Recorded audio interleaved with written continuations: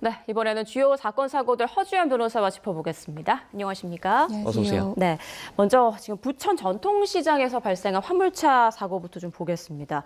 운전자는 브레이크가 작동하지 않았다라고 주장을 하고 있는데 경찰이 조금 전 브레이크 오조작으로 추정된다. CCTV 화면을 보고 갑자기 정차돼 있던 차가 급가속한 게 확인됐다. 이렇게 밝혔거든요. 어떻게 좀 이해할 수 있을까요? 일단 운전자는 급발진을 주장해서 자신에게 돌아올 형사 책임이라든가 민사상 손해배상 책임을 덜거나 회피해 보려고 시도했을 가능성도 배제할 수 없다는 생각이 듭니다. 물론 본인이 오조작했다는 걸 인식하지도 못하고 이런 행위를 했다라고 하면 본인은 브레이크를 밟았는데 듣지 않았다라고 지금 사고 직후이기 때문에 주장하고 있을 가능성도 충분히 있는 상황이고요.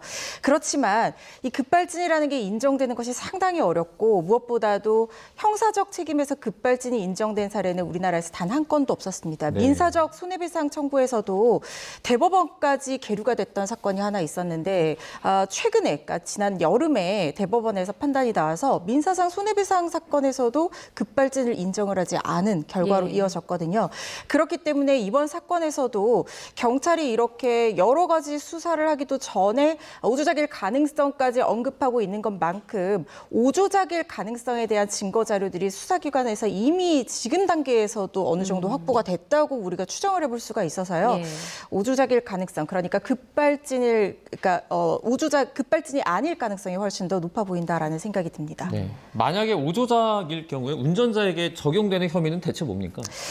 교통사고 처리 특례법상 업무상 과실치사상 혐의가 적용될 것으로 보입니다. 이게 법정형이 금고 5년 이하 또는 2천만 원 이하의 벌금형으로 규정이 되어 있는데 가중 사유가 있다라고 하면 2분의 1 가중이 되니까 최대 7년 6개월의 금고형도 생각을 해볼 수가 있거든요. 네. 그런데 우리가 몇 년 전에 있었던 시청역 급발진 추정 사고에서도 지금 이게 대법원에 계류가 되어 있기는 하지만 최대 형량인 금고 5년형이 나왔었고 이게 7년 6개월이냐 가중 사유가 있느냐 없느냐를 두고 법적인 어떤 쟁점 때문에 아직까지 대법원에서 확정 판결이 나지는 않은 상황이거든요. 네. 하지만 이 사건도 그 정도까지의 인명피해는 아닐 수 있지만 지금 심정지 상태의 사람이 2명 그리고 의식이 없는 상태인 사람 3명 이렇게 해서 긴급한 상태의 환자만 5명이기 때문에 유사한 정도의 피해 규모로 번지게 될 거다라는 가능성 우리가 배제할 수 없다는 생각이 들고요. 이렇게 사람이 사망한 사건에서는 금고 5년형이 누군가에게는 크게 느껴지지 않는 형일 수 있지만 어쨌든 지금 법정형으로서는 최고 형량이기 때문에 금고 5년형까지도 예측을 해볼 수가 있는 사안이다라는 생각이 듭니다. 네, 지금까지 파악된 내용은 긴급한 환자 5명, 응급환자 6명, 그렇게 총 20명의 부상자가 발생을 했고요. 인명피해가 더 늘어날 가능성도 배제할 수 없습니다.